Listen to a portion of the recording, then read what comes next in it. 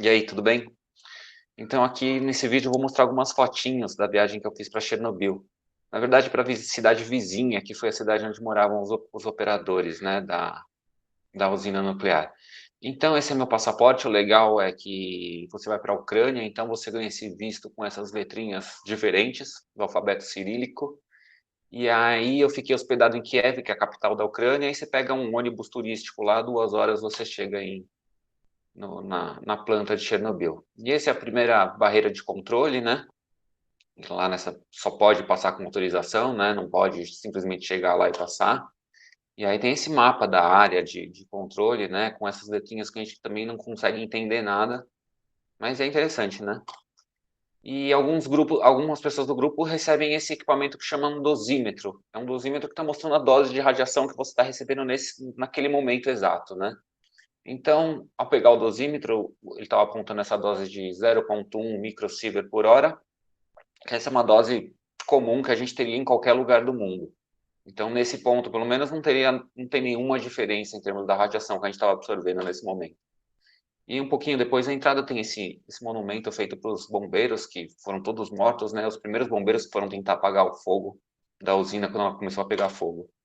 E do ônibus mesmo foi possível ter a primeira visão do reator, o reator 4, que foi o reator onde teve a explosão, né? E já, mesmo com essa distância, ó, o dosímetro que estava marcando 0,1 já está marcando 0,7, 0,8, ou seja, 8 vezes a dose de radiação que a gente está acostumado a ter por aí. E olha que curioso, perto das plantas, se a gente coloca o dosímetro perto das plantas, lá naquele lugar, ele chega a marcar 8 microsievert por hora, 8, 9. Isso é 80 vezes, 90 vezes a dose de radiação que a gente está acostumado. É perigoso? Não, ainda é muito abaixo da dose que começa a ter um risco para a gente, né?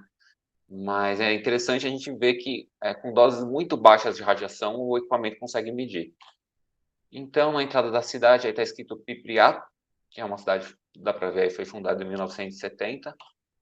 E é interessante que as ruas já estão todas cheias de mato, assim, né? Porque como não teve ninguém cortando lá, né? Plantas, os bichos foram se multiplicando lá, né? Então, aqui é a entrada de um hotel. Esse vestido de militar é o nosso guia. E aí o hall do hotel, tudo completamente destruído. E as escadas dentro do hotel. E algumas cadeirinhas lá. E é uma vista de uma das sacadas do hotel para o prédio do lado, né? Aparentemente era uma cidade muito arrumadinha, muito bonitinha na época.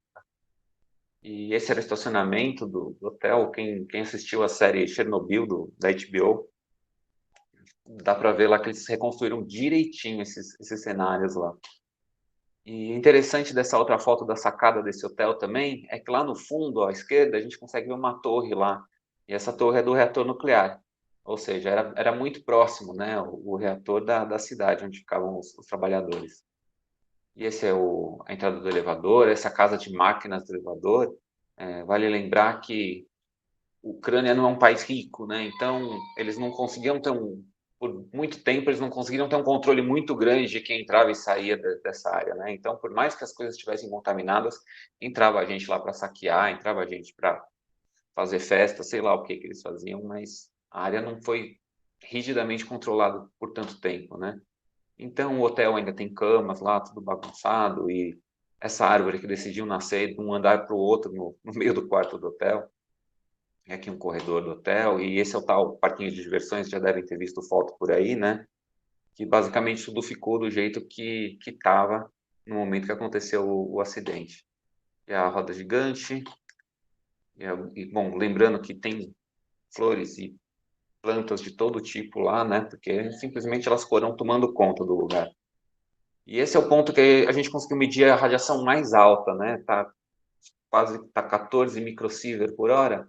Isso equivale a 140 vezes a dose de radiação que a gente está acostumado no dia a dia, né?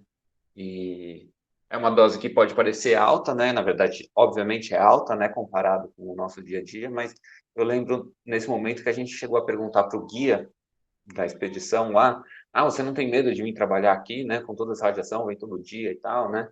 Porque a radiação tem efeito cumulativo, né? Quanto mais doses você vai tomando, vai aumentando sua chance de desenvolver algum problema com o câncer, né? E eu lembro do guia responder, não, um piloto de avião toma mais doses do que eu, sabe? Então, ou seja, claro que tem um risco, né? Mas é um risco comparável a várias outras atividades, né? Então, essa aqui é a entrada de uma escola, enfim, tudo abandonado lá, essa lateral que era toda de vidro, devia ser uma escola muito bonita, e tudo abandonado, enferrujando, infiltrando água, né? Algum dia vai cair esses prédios, espero não tenha nenhum turista dentro. Isso é uma quadra de alguma coisa.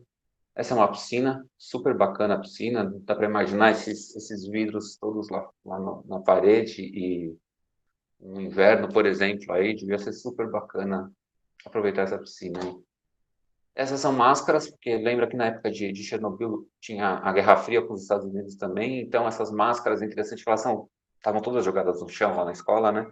Eram máscaras pequenininhas para criança, né? Porque eles tinham que estar a qualquer momento prontos para algum ataque químico de um adversário aí, né? E aí uma sala de aula com a tinta descascando, mais foto de ginásio, um outro ginásio, e essas coisas estão todas lá, gente. Você fazendo o tour, você olha para um lado, olha para o outro, tem muita coisa para ver. E essa é uma sala de aula, não sei se biblioteca, porque tinha muitos livros no chão. E o interessante é que você anda nesse lugar, tem coisa de, sei lá, meio metro de livro no chão, assim. Você vai andando sobre os livros, assim. Obviamente você não pode levar nada, porque muito provavelmente eles têm alguma dose de radiação ainda, então não é um bom souvenir para ser levado.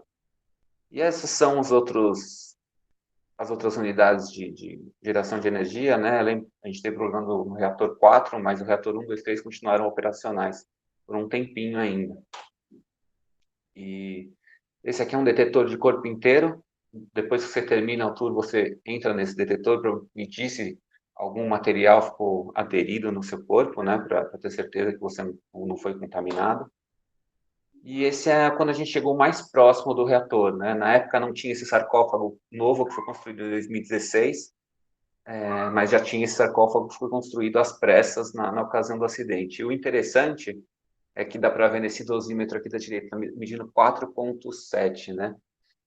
Essa radiação, quando você colocava esse dosímetro atrás dessa estrutura de concreto, que está mostrando nessa foto da esquerda, esse monumento, abaixava muito, né? Ou seja, muita da radiação ainda está saindo do reator, né?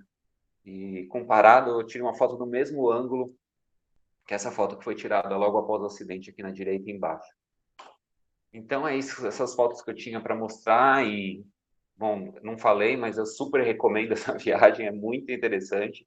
Tem um albergue de um brasileiro lá que super recebe bem e organiza esse tour também. E a Ucrânia tem, enfim, tem igrejas belíssimas também, tem uma culinária diferente da gente. Esse aqui é um capelete com cereja dentro, que é uma delícia. E como fazia parte da União Soviética, né, tem uma arquitetura super diferente, interessante. Eles, bom, dá para ver por essa foto na esquerda aqui também, uma loja de conveniência, o quanto de bebida que eles têm lá, eles bebem pra caramba, tem muita cerveja boa.